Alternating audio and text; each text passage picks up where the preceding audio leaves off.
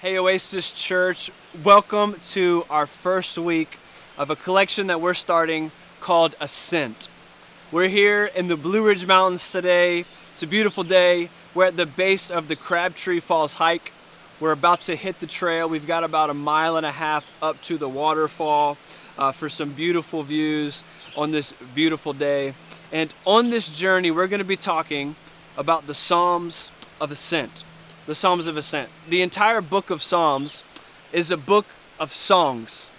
It's an entire book of songs, and there's tons of songs for tons of occasions, for tons of feelings, tons of emotions, tons of different things that anyone will be walking through in their journey with God. It's almost like if you think about it in a golf game, you've got all your different golf clubs for all your different scenarios. Off the tee box, you've got the driver, but in the sand trap, you don't need the driver, you need the sand wedge. And when you're on the green, you don't need the sand wedge, you need the putter. And you've got all the different clubs for all the different situations. And that's how the book of Psalms is. The book of Psalms is many different songs that were written feeling many different emotions, many different places with God, many different journeys of the faith. And these are songs written in prayer, they're songs written in worship to God. And over the next few weeks, we're going to be looking at a group of Psalms in particular called the Psalms of Ascent. The Psalms of Ascent start in Psalm 120, and they go for 15 Psalms up to Psalm 134. This group of Psalms is almost, if you would call it, a road trip playlist. See, this group of Psalms is what the Jewish people would sing as they made their journey towards the Holy Land for the different festivals throughout the year. They made their trip to the Holy Land 3 different times a year. The first time they did it was for the Passover in the spring. Then they did it for Pentecost in the early summer. And then in the fall they did it for the Feast of Tabernacles. They would go to the holy city, and the city of Jerusalem sat up on a hill. It was elevated. So no matter where you were coming from, your journey to the holy city always involved you ascending. It always involved you climbing.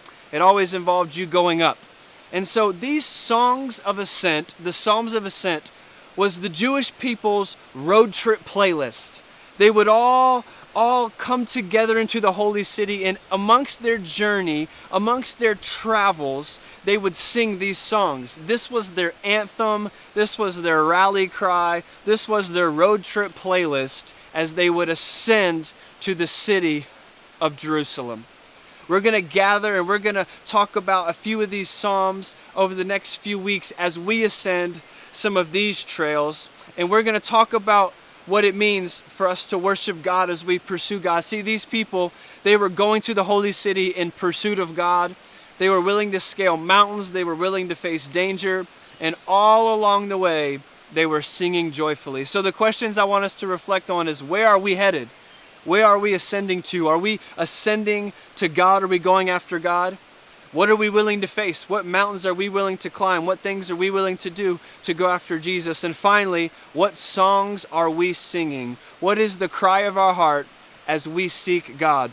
I'm excited about today and next week as we look through the Psalms of Ascent. Today we're going to be looking specifically at Psalm 121. Let's journey together. Here we go.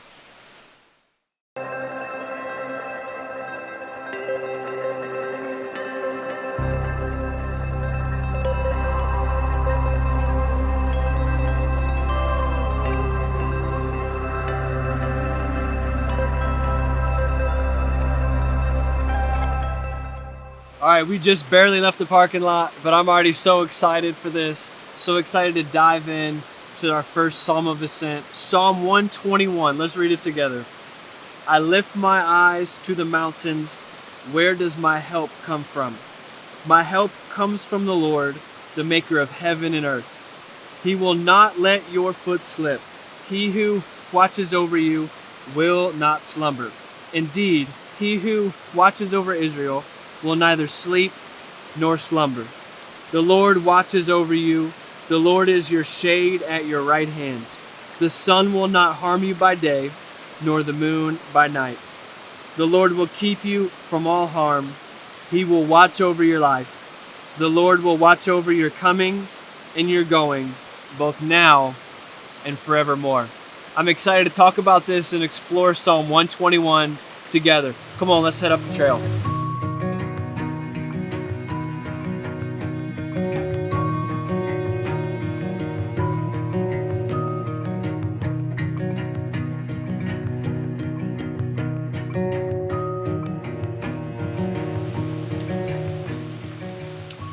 The psalmist starts out in Psalm 121 by telling us what they're doing and then posing a question. They say this: I lift my eyes to the mountains.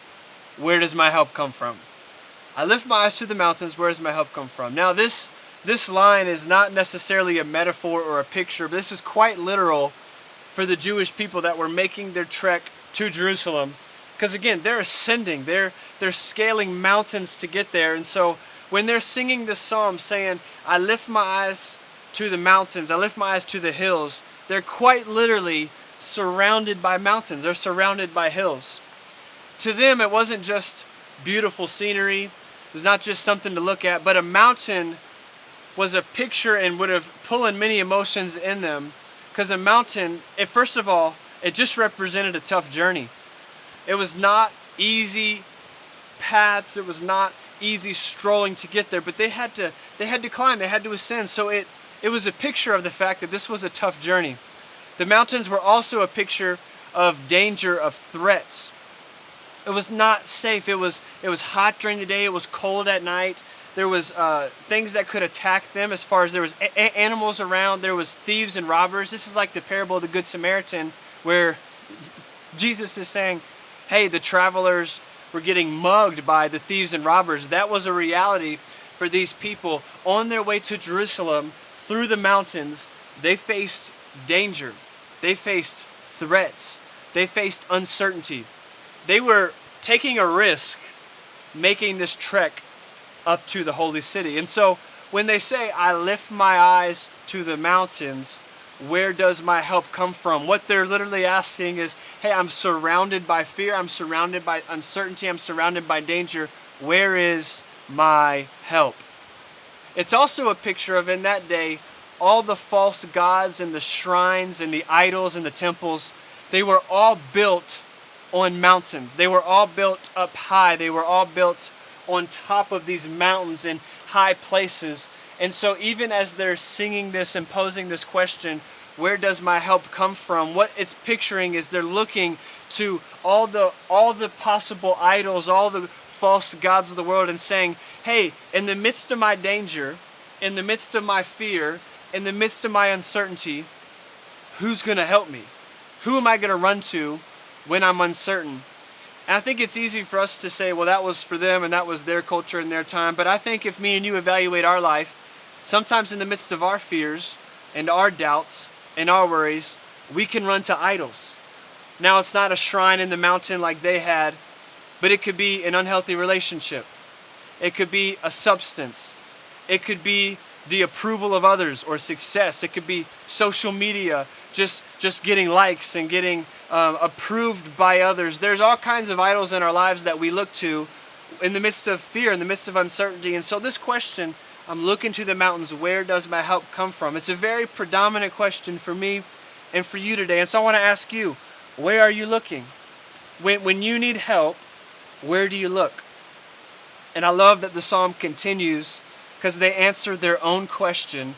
In the midst of fear, in the midst of threats, they say this. They say in verse number 2, my help comes from the Lord, the maker of heaven and earth. I lift my eyes to the hills. My help comes from the Lord, the maker of heaven and earth. So what is the picture here? What are they telling us to do? They're saying this. Hey, to not only lift your eyes to the mountains, but to lift your eyes up higher above the mountains to the creator of the mountains. They're saying, my Lord, my God is the one that made these mountains. He's the one that made and spoken to be the very thing that terrifies me. Not just to lift my eyes to the mountains, but lift my eyes up higher than the mountains. They're almost creating this picture that, hey, look, if all you're doing is just focusing on your mountain, if all you're doing is just looking at the hills around you, you've got tunnel vision. You've got blind spots. And the psalmist is encouraging us to not just lift our eyes to the mountain, lift our eyes higher than the mountain to the maker of the mountains. So lift our eyes and then lift our eyes again. Come on, I want you to put in the comments below, I'm not just gonna lift my eyes, I'm gonna lift my eyes again to the maker of heaven and earth. Will you look to the hills, or will you look to the God who made the hills? A mountain seems big to you, but it's small to God. Things that me and you are scared of, they are scared of God. Look higher than the hills. Look to the one that is higher than what is higher than you. The psalmist goes on to tell us over the next few verses what a life is like, what our soul is like when we don't just look to the hills, but when we look higher than the hills. So the next few verses, we're going to explore what my life is like and your life is like when we don't just look high, but when we look higher. Come on, let's explore them together.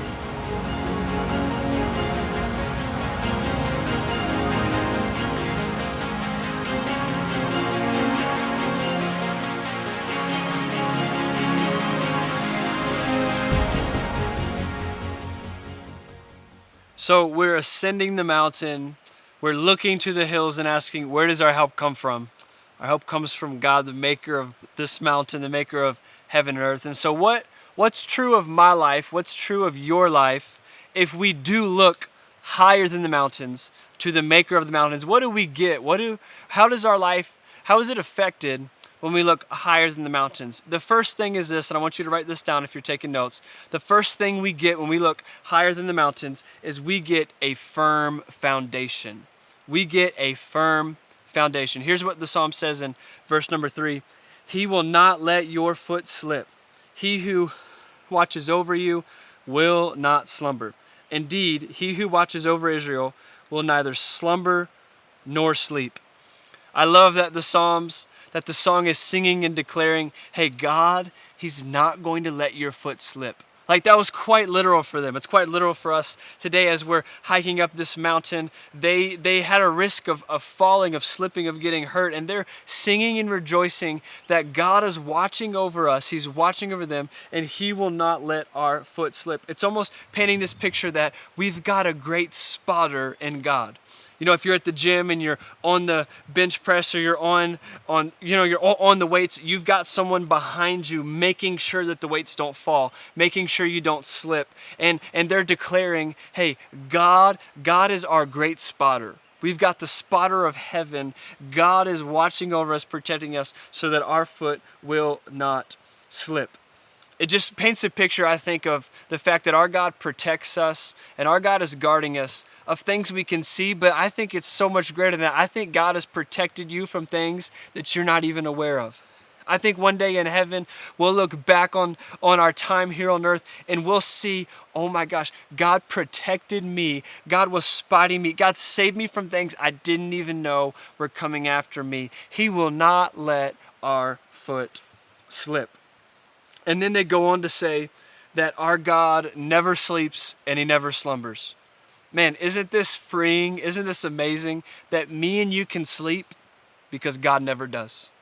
Me and you can rest because God never has to. You can live in a rhythm of rest. You can stop being a rat in a wheel. You can stop a frantic lifestyle and you can really learn to rest. Why? Because God never rests. You can get out in nature and you can enjoy God's word. You can enjoy God's creation. You can disconnect for a season, for a day. I love this is why God calls us to practice the Sabbath, taking a day of the week and setting it aside. Why can we rest easy as followers of Jesus? Why can we rest without worry? It's really simple, because God never rests. Think about how much freedom that brought the Jewish people as they were traveling, as they were sleeping at night, worried about thieves and robbers and animals. Think about how much rest it gave them, declaring, our God never sleeps, our God never slumbers, so we can rest because God has got our back. Look, I'm convinced God will do some of his best work in my life and your life while we're sleeping. This is a word for some of you because you are go, go, go, go, go, pedal to the metal all the time. And I'm telling you that you can rest because our God never does. It almost creates this picture for me, at all these camps that I've gone to for youth and the youth summer camps. A game that's often played is the mud pit, where kids have to run in the mud pit and they have to get stuff out of the mud pit, and there's fights in the mud pit. And oftentimes it's almost kind of like a sinkhole. Kids get in the mud and they get stuck in the mud. They're down to their waist in the mud, and it's just kind of suction them in. And what's funny is the more a kid tries to get out of the mud pit, the more stuck they get. But for them to actually get out, what they have to do is they have to stop, they have to relax, and then let help come, and help is then able to lift them out of the pit. They're able to get out not when they're striving and trying, they're actually able to get out when they're resting. And I love this promise in the Psalms that when we look to the hills, when we look higher than the hills, what do we get? We get a firm foundation so that we can rest, because our God never does.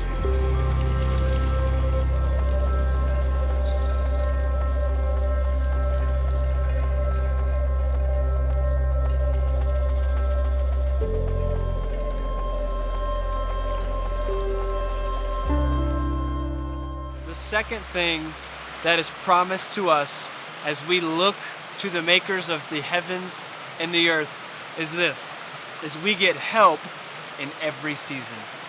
Me and you are promised from God help in every season. Look what it says in verse 5.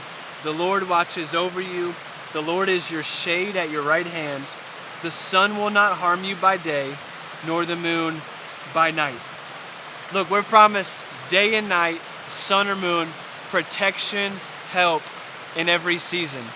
In the midst of their journey, the hot sun during the day, the cold nights in the mountains, God is saying, hey, I'm going to help, I'm going to protect you in every season. But it wasn't just a day and night thing, but the sun and the moon was how, in that culture, they operated their calendar. So what they're also saying and declaring as they sing this psalm out is in every season, God is our helper. So when I think I've got it all together, God is my helper. When I think I'm trying to figure it all out and I don't know what comes next, God is my helper. When things are chaotic and out of control in my house, God is my helper. Before the coronavirus, during the coronavirus, and after the coronavirus, God is my helper. In every season, in every day, day and night, sun and moon, we have a God who is our help in every season. I love it paints this picture that He's not just watching over us to help us, but that He's a God that's coming to help beside us. We don't have a distant, disengaged God. No. As we ascend the mountain, as we're on our faith journey, our God is beside us. Our God is with us. Our God is near and ever present. Even in the details of this song, how it describes He's at our right hand. He's giving us shade and help by our right hand. In that day and culture, the right hand, and I'm sorry for all my left-handed people out there, but the right hand was a sign of power. It was a sign of strength. It was a sign of confidence. And so what is the scripture saying? What are they singing and declaring? They're saying, hey, my God is my helper and my strength, even in the areas of my life that I think I don't need help. He's not just the God of my weaknesses, but He's also the God of my strengths. He's also the God of every area of my life, even the ones that I think I've got it all figured out. We've got a help in every season, in the day, in the night, the sun, and the moon. He's God over us. He's God beside us. He's our help in our strengths, and He's our help in our weaknesses. Praise God that we have help in every season.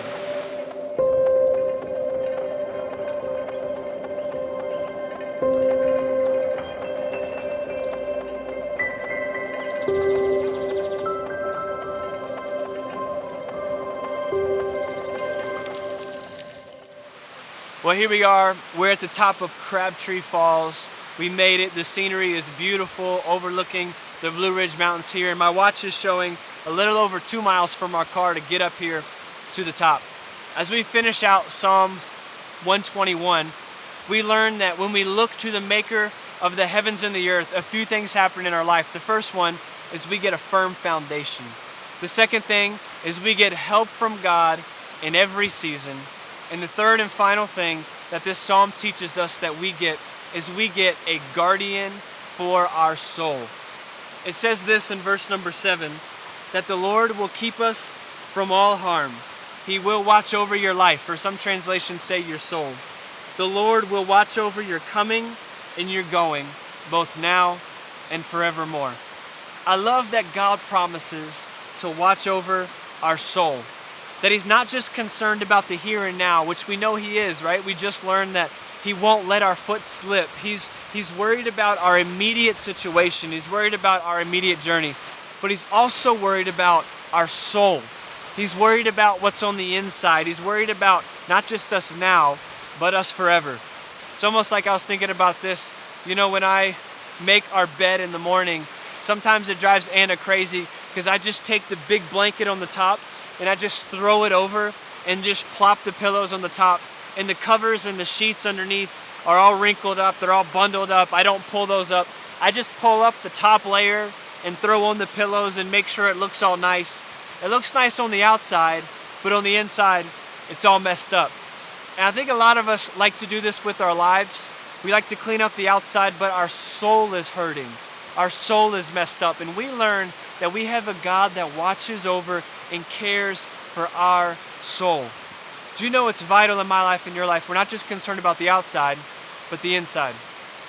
I heard an old story about an old town in a village in the mountains, almost like where we are now. Just a few people, a few homes, a few buildings, and the town was right near a stream. It was right near a river. And years and years and years ago, an older man was hired to care for the stream. He watched over the dam of the river. He made sure the flow was good and that it stayed clean and that it stayed healthy and stayed flowing to help out this town. And decades later, there was all new people in charge. It was the grandkids of the people that had hired this man to carry for the stream. And this new generation just thought, why are we still paying this man to care for the stream? Why are we still paying this man to care for the river? It's fine, it's no big deal. So they fired that guy. They said, we don't need this position anymore. And this guy was no longer caring for the stream that gave life to the town. After a few days, a few weeks, a few months of this job no longer happening, the stream started to go bad. It started to get swampy. The life and the health of the town was hurting. Why? Because there was no one there caring for the stream. I think this is similar to my life and your life. We might think, what's so important about watching over my soul? What's so important about the health of my soul? It's just a little maintenance for a stream. It's fine. We don't need it. But if we're not careful, after a few days, after a few months, if we're not watching for our insides and caring for the health of our soul, we'll begin to hurt on the inside. And I love that this psalm promises that God's people ascending the mountain, ascending to the Holy Land, they're declaring, our God is a guardian for our soul. Where does my help come from? It comes from the maker of heaven and earth. And what do I get? Get a firm foundation. I get a helper in every season. And I get a God who is a guardian for my soul. Well, hey, thanks for climbing with us today. As you can see behind me, we just finished up in time for the rain, finished up Crabtree Falls. It was a great time climbing together and really learning and talking about where our help comes from the maker of heaven and earth. We hope you're encouraged today to look to the maker of heaven and earth. Next week, we're going to continue our collection called the Ascent. We're going to be scaling Humpback Rock. We can't wait. We'll see you then.